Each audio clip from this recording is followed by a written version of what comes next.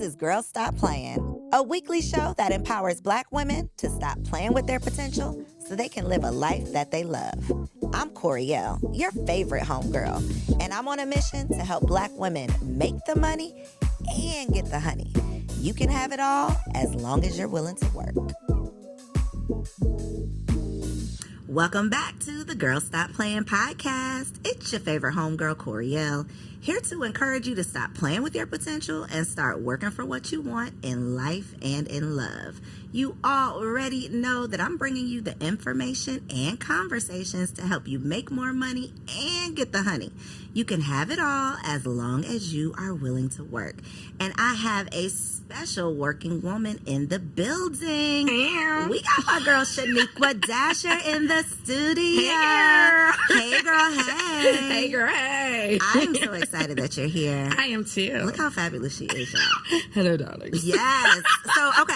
So we know Shanequa Dasher as the host of the I Wish Your Mother Would podcast, featured here on Grown Woman TV. However, you're a multifaceted, multi-hyphenate millennial mama. Indeed. Okay, so I want to get into Shanequa pre-marriage, pre-motherhood, and then talk about your transition to who you are today. Okay, we can do that. Take us back. You are a proud HBCU graduate. Yes, I am. FAMU. Rattlers, where you at? Girl, they be all up and through here, okay? And I be hating on every single one of y'all. So, FAMU Rattler in the building. What did you study in school? Take us back to college, Shanequa. Gotcha. College Shanequa. So, is that who you were in college? Right, like that, like that. Doom, doom, doom, doom, doom, doom. No. That. That's the soundtrack. So, went to college in 2001. Literally, I remember a day when the towers fell and all the fun. You were in college then? I was in college. Wow, I was literally going to biology class when 9/11 happened. But I went to school for psychology, and I changed my major probably within the first semester to education because I found out I could get a different scholarship for education. So I wanted to work with kids no matter what I did. So that was just the thing, right? So I went in for education, graduated in 2005. In the middle of the year, started teaching in Florida, in Tampa. But one thing was constant. I wanted to move to Atlanta. That was the milk and honey for me. What was it? Was it the blackity black?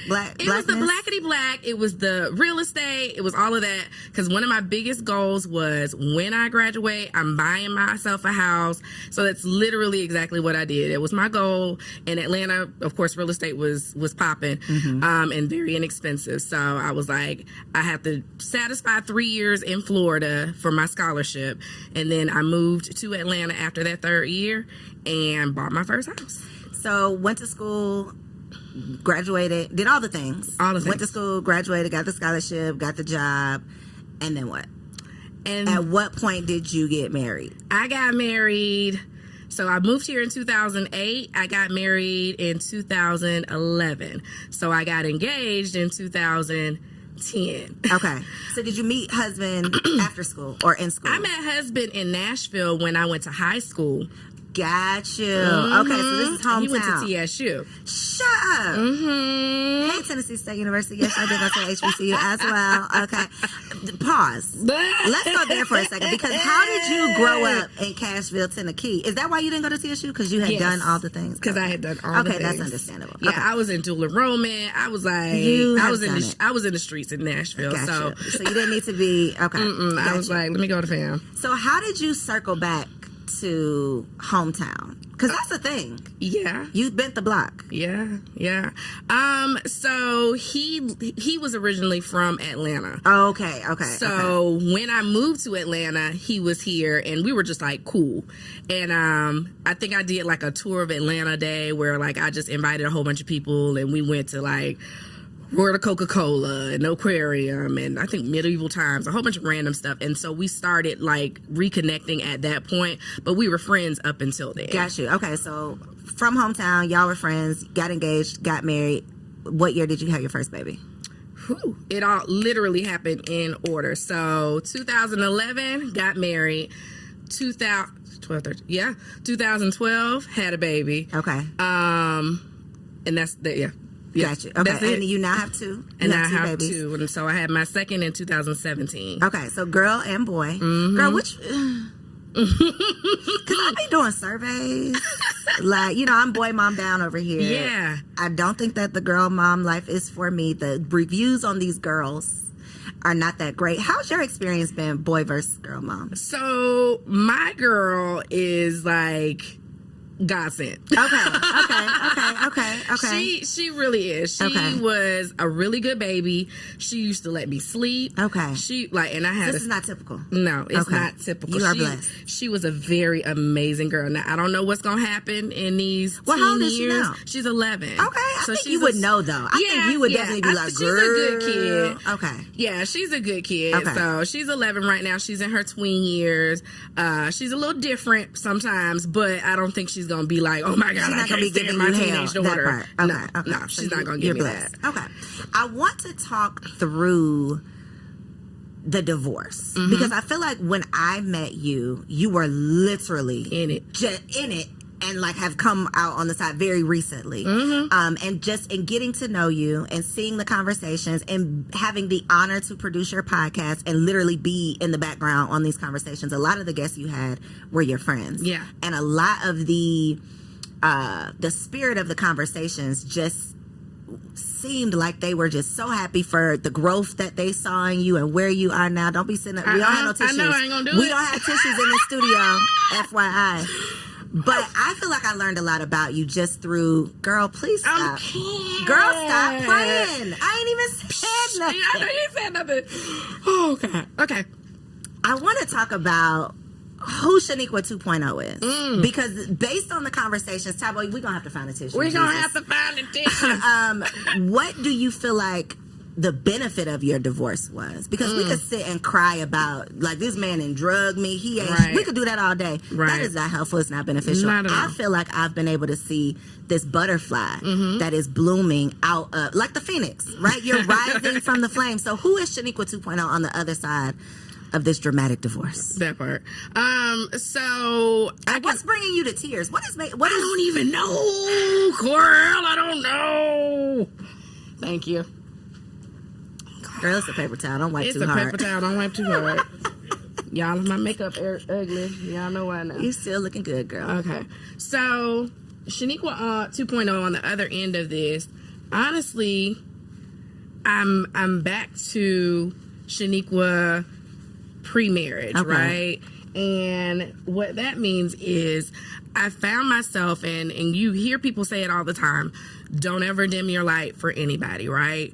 But I found myself dimming my light for the relationship that I was in because I didn't want to disrespect my husband. I wanted to be the good wife, right? And so in wanting to be the good wife, if something made him feel some type of way, I just wouldn't do it. And that was a part of me not having boundaries. I understood that. I understand that now, but before I didn't understand that, right? I was 27 when I got married. I'm 41 now. And so a lot of that I'm going to place responsibility on myself because I didn't have the boundaries I needed to have. And so I kind of just let him run amok. And let me not say that. Let me not say let him run amok. I just accepted what wasn't good for me.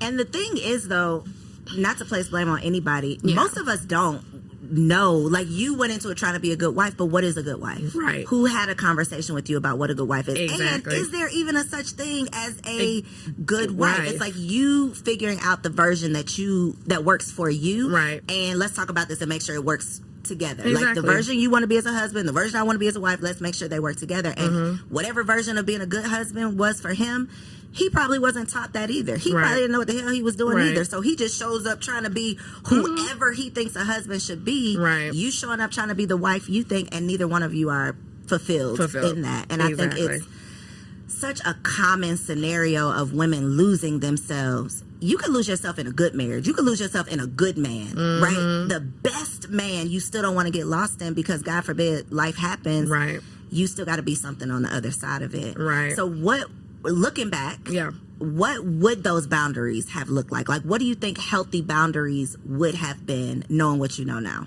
Honestly, not ignoring stuff. Like, I ignored a lot of things just because I was like, everybody got to put up with something. And so I can deal with this and I can deal with that. Like, not being kind is, for me, like, very, very big. Kindness is huge. And if I can't wake up and say good morning, or you can't wake up and say good morning to me, that's a minute, small thing that needs to happen in a marriage, I would think. In any kind of relationship, mother, son, friend, whatever. We should be cordial. We should be cordial. We should sleep in the same level of the house. We should. So do you feel like any of these things were like you didn't recognize, or you didn't think that they were a big deal? You thought that y'all worked through it, or you thought it would change? Not pre-marriage. They were post-baby. That's a thing, Shanequa. Okay, so pre-baby, post-marriage. I know it was a short period. But what was that? Do you think that period was different? Like, do you think it was the baby that just threw everything? Yeah. Prior to us ever getting married, we never had an argument. Then probably post-baby, which a very big goal of his was to have children. Okay. So post-baby, like, just stuff started to unravel. So at that point, we got what we want. And that not usually, but a lot of times when we hear that, it's on the other side. It's like, well, the woman, I wanted the baby. You could, I take you or leave you, but now I got my baby, I'm good. So you're saying it was basically the other way around. Not even the other way around. Like, not desperately, but I definitely wanted children. Like, that's a big goal of mine because I love children and I love working with children. So that was a big goal of mine. That's why I wanted to get married, have kids, do everything the right way. Right? So I definitely wanted the same things, but I definitely think that he probably wanted that more than he wanted a wife and everything else. Okay. So at what point... What was your Girl Stop Playin moment? Because you have done all the things the right way. You are attempting to be the good wife. You have 2 kids now. What was the Girl Stop Playin moment that... Because a lot of people on this internet, and this is why I want to have these real conversations with people who have been through real things and not just us talking about what we would do if this happens. Because a lot of people have the idea that you can get through it. Like, whatever it is, you could push through it. What's out here? You gonna divorce this man and then you gonna get out in these streets? That is a lot of the conversation. But that's not the truth for everybody. That is not the solution for everybody to just stay. Right. So what was your Girl Stop Playin moment that was like, okay, I know everybody got to deal with their ish, but this ish is too much? Absolutely. So the constantly walking on eggshells to do anything, waking up in the morning, not trying to make sure that he's not upset about something, trying to make sure he's happy. And my job is not your happiness, but I wanted to make sure that whatever I could do to make him happy, I would do. And then we did counseling for a solid year every single week. Marital counseling. We did marital counseling and we did individual counseling.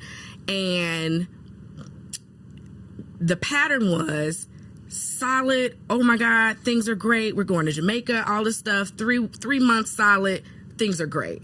And then after the 3 months, back to normal. Back to starting arguments with me when I wanted to go.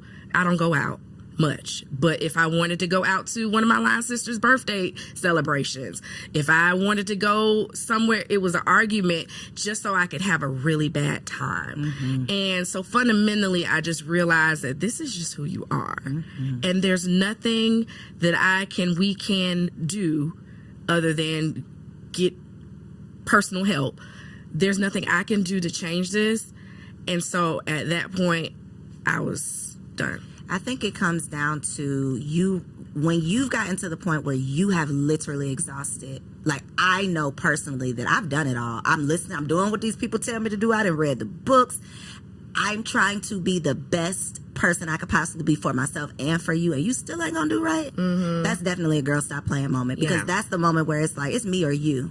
And for a lot of women, we choose them over ourselves because we want to be the good wife. We don't want to face the shame of break up a home. We don't want to break up a home. And then you think about your kids, the guilt of, I want my kids to grow up in a home. And so I think that it's so important to talk to someone who's experienced this very tough situation, but then just also probably the opposite of what you expected when you got married. Nobody gets into a marriage thinking that this could all come crumbling down. I was ready to ride it out. Yeah. I was ready to ride it out, and a lot of the problems I was having happened early on, like after I had my daughter, so that 10 years ago. And so, but I just knew that, like, I did this for life. I'm gonna stick beside him. I'm gonna do whatever I can. You know, a lot of things that happen during marriages is like both parties could experience depression. And so that was definitely a case in both situations, right? And so you definitely ride it out. You don't want to leave somebody because they're depressed, but at the same time, at some point, you have your Girl Stop Playin moment, right?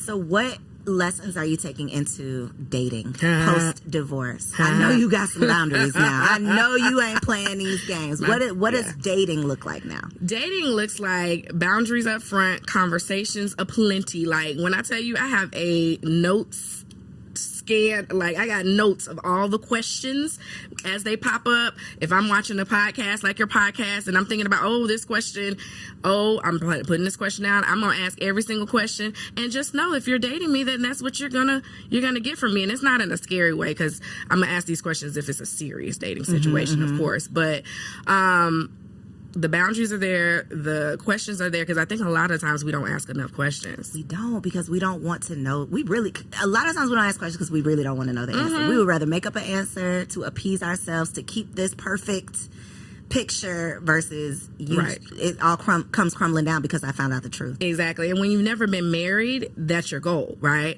And so when that's your goal, you operate a lot differently, because you are laser focused on getting to the ring, getting to everything. But I done been married, been there, done that. Honestly, I felt like I didn't want to be married after I got my divorce. And then when you meet the right person, you be like, I guess I was tripping. I don't want to be married to you. I don't want to be married to you, but marriage is a beautiful thing with the right person. And So I love that you have not allowed this scenario or this situation to like sour your expectation of what could be. Yeah, no. How do you navigate co-parenting? Not necessarily with your ex-husband, but your kids. Like, how do you navigate that part of like? So it's a special situation, because because I am very much a person, I grew up in a single parent home. And so I think it's so important for children to have their father. No matter how I feel about anybody, they love their father, period, point blank, and he's a great dad to them. And so they're with him 50% of the time, with me 50% of the time. So it's 1 week on, 1 week off, and that's just how it works.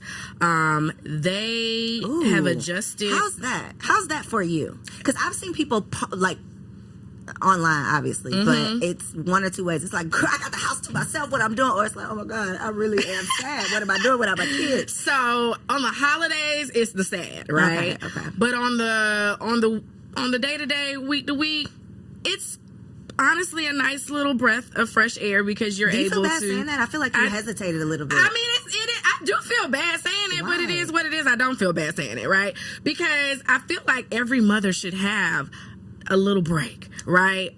Like, whether it's a day, whether it's 2 days or whatever, because mothers are the primary caregivers of children. And just, I go from 11 years of being when I tell you the primary, the maybe only dairy parenting. So to have a little week to recalibrate, to get the house together and have everything in order. That don't sound too bad. It doesn't sound too bad at all. Not ideal, husband. That's not what I'm saying. But one of the conversations in one of these Facebook groups I was in was talking about like married mom versus single mom, and the benefit of the single mom part, because on very few occasions is a married mom gonna have a full weekend to herself or a full week to herself. That's like never gonna happen. Right. So we always think of all of the bad stuff that comes with, which of course is not ideal. I'm not saying that of being a single mom. It's not ideal, but there are a little bit of a silver lining, because damn, the married mama, she ain't getting no weekend off. Right. She's not getting a week. She's she in it. And then the single mom, and let's say that there's two single moms. There's single mom that's co-parenting, and then there's single mom that's just completely a single mom that has And then there's single mom that's married, but that's another conversation. And then I've been two of them. So, single mom that's married, a single mom that's co-parenting, a single mom that's just single and has no father in their life, right? I've been two of the three. And so, I will say that the single mom that has no father in their life, they definitely have it a lot harder. And so, for them, it is so important for them to have a village. Like, when I tell you it's so important, but sometimes that mom chooses not to have a village because she just rather do it on her own. So, there's the tough part. But we're raised to be able to do it on our own. And if we can't, something's wrong with you. If we can't, we feel bad, so we don't want to admit it. We don't want to talk about it, which is one of the conversations. Do not cry. Okay? Which is one of the conversations I specifically remember. It was you and Coach Kim. And y'all were talking about very close after, I guess, not necessarily the divorce, but maybe the breakup or whatever, you know, a moment that you all had where she was able to talk you through some things and y'all were able to like cry on her floor, whatever you needed to do.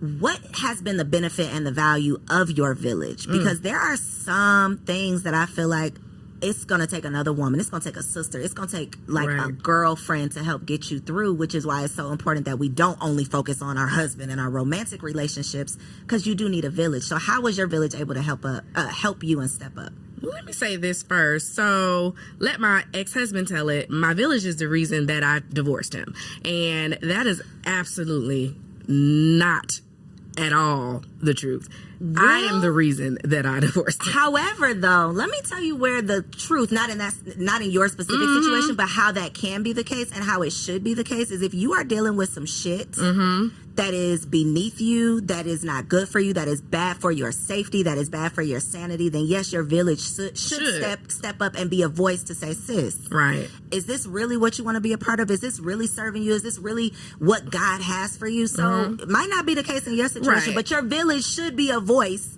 in helping you remember who you are. Agree. Sure. And in my case, it was I kept to myself about it, right? In protecting my marriage, I was trying to work through it. And so at some point, after I'd already made my decision, then I opened up about what was happening. And honestly, what they did for me was they asked me critical questions. Is this what you want to do? Are you sure this is what you want to do? You know, is there no way that you can work it out? They literally advocated on the behalf of the marriage, but at the same time supported me in what I decided to do. So I'm going to say that first. And then when I decided that I was doing it, it was balls to the wall. Girl, what you need, I got you. You know, one of my best friends, Tony Lowe, the corporate T, she took me to my 40th birthday happened in the middle of all of this. She took me to Cabo for my birthday, all expense paid. She's like, I know you don't want to do anything because I'm just like in this slump. She was like, but we're going. Pack your bags, let's go. So she took me to Cabo. My other girlfriends stepped in when I needed help with the kids. My other girlfriends said, okay, how can we strategically plan what you're going to do next? Where are we finding your place to live? All this other stuff. Like, they came through in the best way possible, and they still come through right now because I'm still in the middle of it, right? So I just shout out to my village. Shout out to the village. It's so important. We talk about the village when it comes to kids, but just living well, and I mean like being well within like your mental, your spirit, just having people who care about you, people you can lean on, people you can call up. It's so important, which is why we got to bring balance to the conversation of let's just focus on romantic relationships. Right. That's not all that's going to sustain you. There's literal research that shows that the quality of life and the length of your life is exceptionally better when you have those strong foundational friendships. Absolutely. And if you're in a romantic relationship that does not support you having those friendships, run. That's a problem. Ooh, let's go there. What are some red flags, Shanequa? Because, again, we all say go get married, go find your man, go get married. That's what the world wants you to do, right? Does not always work out. Y'all are finding some men that are not your man. Y'all are marrying the wrong man. That's the thing. So, Shanequa, on the other side of it, what were some... You said y'all didn't have any arguments, but before you got married, but you being the evolved woman that you are, I know you can pinpoint okay, well, I should have been side-eyeing that comment or this attitude towards this. Like, what are some things that you could share with a woman out there who may be dating, she's being courted? What are some things she should be looking for? What are some of those questions you got in your note app? Like, how can your lesson be used for someone else? So if somebody kindly tells you that they're crazy, they are, okay? Believe them. So, you know I'm crazy, right? Believe them. But they say it in a joking way. Just believe them, okay? Just believe That's a them. thing. That's a thing. Definitely if somebody like really is like questioning, so you going out with them, or are you doing this, or are you doing that? Like, really, what is your motive behind questioning me hanging out with girlfriends of mine, right? Especially if you have quality girlfriends. You know your friends. You know your friends. Because you might have some friends that might be like, okay, husband may not want you around them. But if he don't want you around nobody. But if he don't want you around nobody, like your top tier friends, run. Because it's a thing.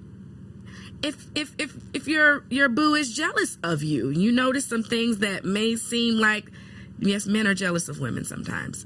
If they comment on how girls or pretty girls get different things and they are jealous of that, that's a thing. Oh, it's a thing. Wow. I used to be insulted by calling me pretty. Okay, that's different. You know, mental health is women are having the conversations around mental health, but men are dealing with these things. So yeah, so if I did something like everybody goofs up, makes mistakes, I'm clumsy, I do things like that. Must be nice to be pretty.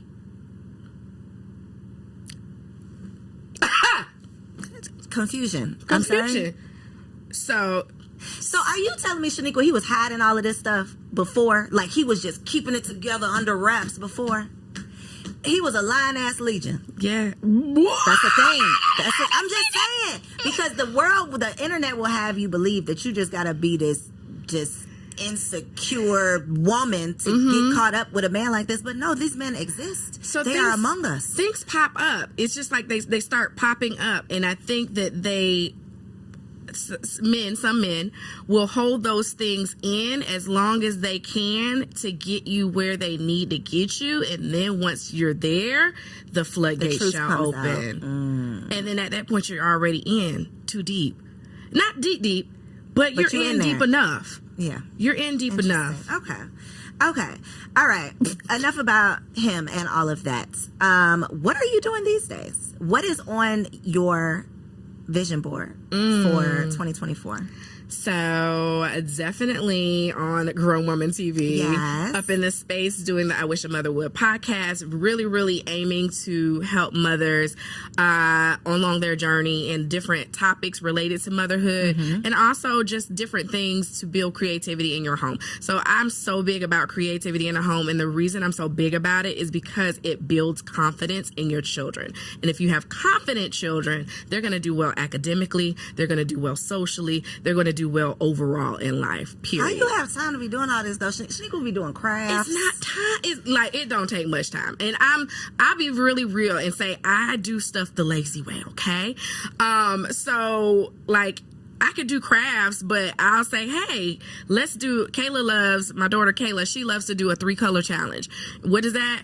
A coloring sheet and 3 colors. Let's do it. And I can do that and watch something at the same time. So you got to make it work for your life. Make it work for your life. That's one thing that I love about your show is that you are, you do the craft on the episode in less than 5 minutes. So obviously it's not something that is an hour-long thing, but you're showing how to really make this happen, because we could watch social media and see all the aesthetically pleasing moms out there that are doing all of the things and get very discouraged, right? End up depressed because we're comparing what we can't do to what it looks like you're doing, and that's not reality for us. It's not reality. And another thing is you can lean on your village to do that, right? Like a lot of times, me and my girlfriends, we have 4 girls the same age, and we call them the Fab Four.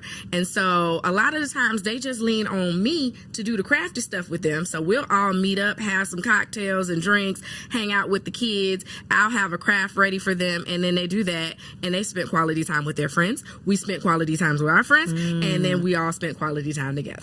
Where do you get this village? Somebody's watching this like, girl, I don't have 4 friends. I'm not in a sorority. I didn't go to a HBCU. Where do I find these people? So honestly, show up to, like, there's so many events and stuff like that. Eventbrite, I have Mommy and Me Crafting in the Park, which will start in April. Come on. So you can come and village up there. Like, you're going to meet so many different moms with kids your age. And once you meet moms with kids your age, if y'all vibe, it's a vibe. Y'all better exchange phone numbers and make it happen. Set a date.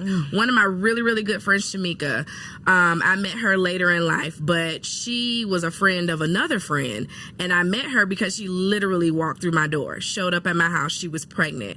And I had just had Kayla. She was 6 months old. She wanted to see my nursery. So I showed her up to my nursery. And she was like, I don't do new friends, but oh my God, you're so cute. I love everything. I took her. I think I set up a date and took her for a baby. That was when Toys Babies R Us existed. But I took her on her date to get her baby shower stuff, like to register for all her baby shower stuff. And then we've like been the best of friends since then. Our daughters are the best of friends.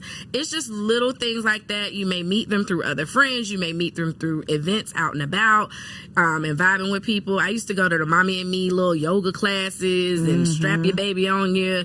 Like, there's so many different things. I will say that the introvert me, the antisocial me, the, you know, if it's like if we ain't been friends or if somebody don't bring you to my doorstep, I probably ain't just gonna be out meeting new friends. But becoming a mother, moms need friends. Moms need friends. And moms are much more friendly because we need damn friends. You know, Yes. we like, can we have a play date? Can we hang out with these kids? Can we?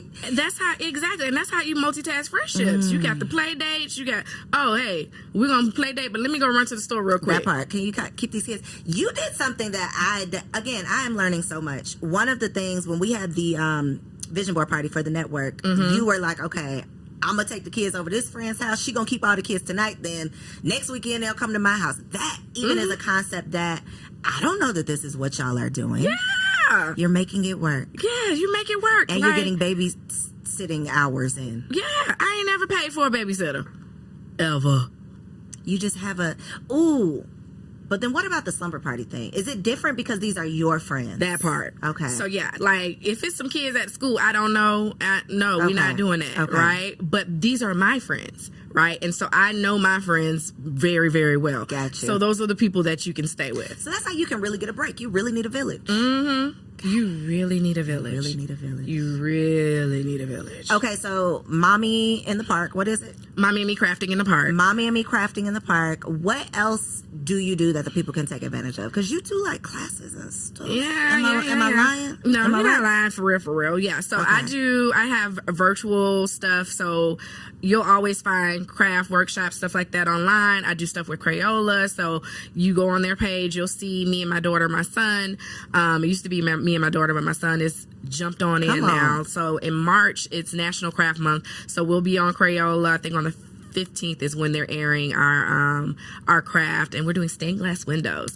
And so as they're following me on Dasher Creations, there's always stuff popping up. So whether it's something that they can follow along virtually or in person, like Mommy and Me Crafting in the Park. And then I also have a book. So Come on, I have a book. Tell us about the book. So I have several books actually. So I have one book called Calculate and Create Adventures 2 × 2 = 1, and I'm done. And it's about a girl who does not like math, but she realizes that through crafting and sewing that she actually has been doing math all along, and so she finds a way to enjoy it.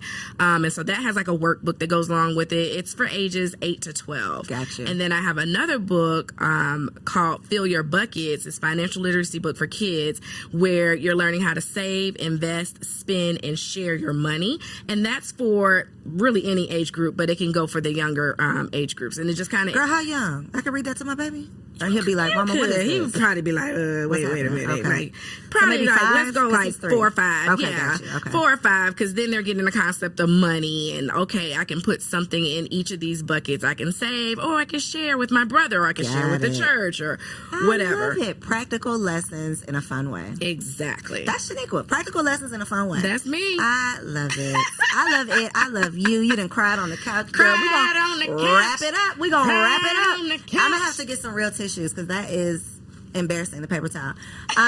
Look in this camera right here and tell the people how they can stay connected with you, the brands that are looking for a fabulous mommy and a couple of me's duos, how they can find you online and where they can support you. So again, I am Shanequa Dasher of Dasher Creations. You can find me on all social platforms at Dasher Creations and at DasherCreations.com. And I am excited to work with brands that align with the goal of helping creativity and motherhood.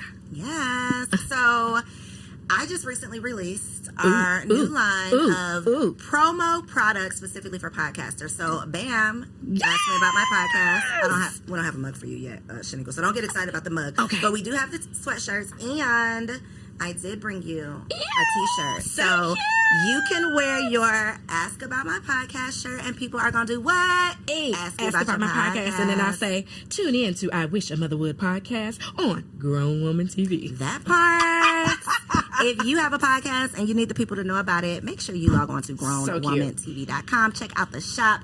We got mugs, shirts, sweatshirts, wine glasses, whatever you need, holla at your girl. If you enjoyed this episode, please make sure you like, comment, subscribe to the channel, and share it with a friend, okay? And if you happen to be listening on Apple or Spotify, leave your girl a 5-star review. But if it ain't 5 stars, keep it to yourself, okay? Love you. See you on the next episode. So if you made it this far, I just know you loved that episode. Well, what you did not know is that we recorded it right here in ATL at Elevate Studios. Yes, your girl has her own studio, y'all, and it's not just for me. I'm opening it up for you too. So if you have a podcast, if you are a vlogger, a YouTuber, or a content creator, and you are looking for a professional studio to record your content, or you want to hire me and my team to fully produce your content, make sure you check out the show notes below or log on to elevateagency.com.